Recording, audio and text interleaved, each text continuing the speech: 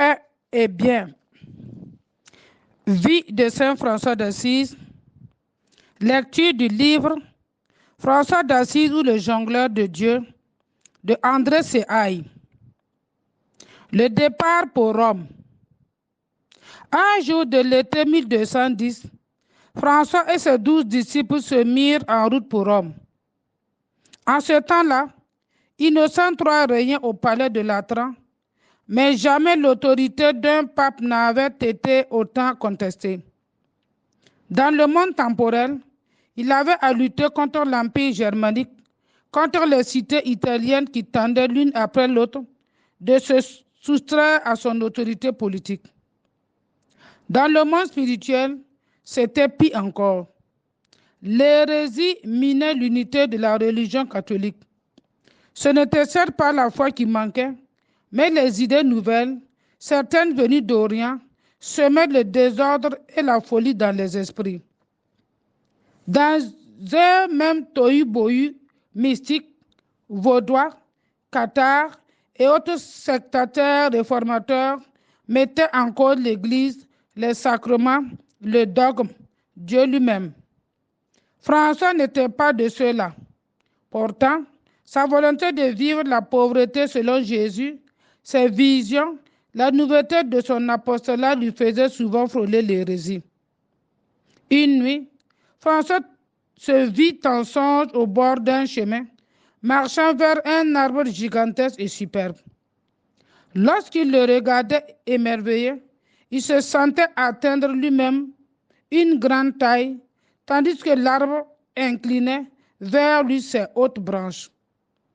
Il interprétait ce rêve comme un heureux présage, l'arbre dans son esprit devenant le pape qui l'accueillait paternellement, et dit à ses compagnons, je cite, « Que l'un de nous soit le guide de tous et nous-mêmes sur les chemins de Rome. Nous le suivrons comme le vicaire du Christ. Partout où il ira, nous irons nous-mêmes. Là où il s'arrêtera, nous nous arrêterons. » Fin de citation. Le char des frères se porta sur Bernard de Quintaval et ils partirent un beau matin, le cœur empli d'allégresse, vers la ville sainte. Tous, obéissant à celui qui l'avait pris pour le guider, allèrent en chantant, priant, devisant pieusement pour abréger la longueur du chemin. À Rome. Corrompu, malpropre, pestilentiel, Rome grouillait de vermine, de scorpions, de rats. Nouvelle Babylone, s'y côtoyait le luxe effronté, la misère honteuse, les brigands, les pèlerins riches ou pauvres. À l'endroit des papes, l'insolence du peuple romain était extrême. Ne l'avait-on pas vu, avant la fin du siècle précédent, tenter de supprimer le calendrier chrétien pour lui en substituer un autre révolutionnaire? Ne l'avait-on pas vu, en 1203, lors de la procession du samedi saint, se porter au devant du pontife et, couvrant le champ du Sicut Servus, l'injurier furieusement et l'accabler d'outrage? François et ses frères arrivèrent à la ville par une étouffante journée. Sans doute descendirent-ils le Tibre jusqu'à Saint-Pierre, puis, leur dévotion faite, traversèrent-ils la rivière pour se rendre au Latran.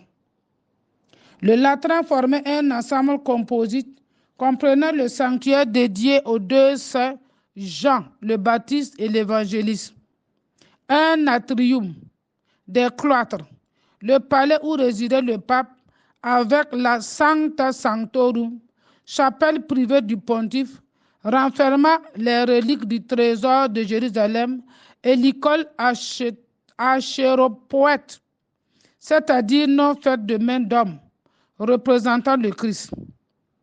Fondée, elle aussi, par Constantin, l'église qu'on appelait jadis la basilique dorée s'ouvrait sur un fronton décoré de mosaïques représentant le Saint Sauveur.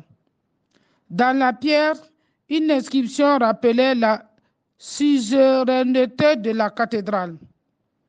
Urbis et orbis ecclesia mater et caput.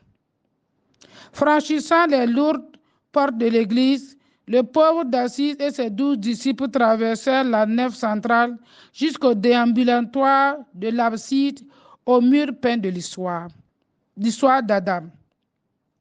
Les longues rangées de colonnes de marbre jaune et vert, les ors ruisselants des boiseries, les rutilantes mosaïques, la richesse de l'autel majeur composaient un somptueux ensemble d'où le Seigneur semblait absent. Messire Jésus, comme tu es loin d'ici, murmura François, sont-ils fous ceux qui veulent t'emprisonner dans ces pierres orgueilleuses?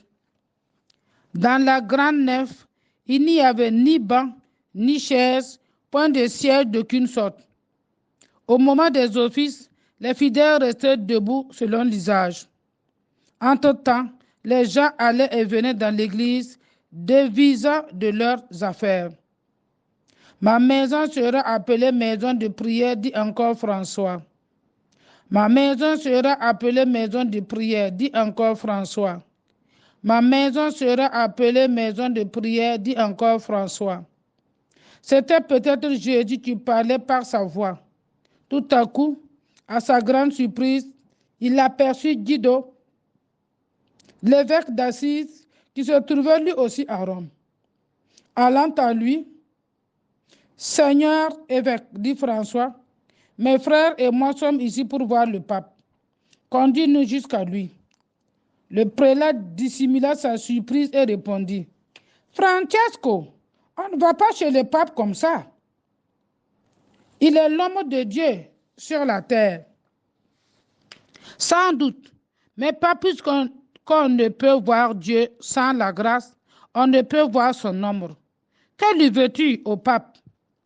Lui demander un privilège. Lequel, dis-moi? Celui de vivre dans l'église la pauvreté évangélique. L'évêque prit le jeune homme par le bras. Je cite, « Viens, sortons. Ta folie, Francesco, peut courir la campagne d'Ombrie sans dommage. Ici, prends garde de briser ton âme. » Fin de citation.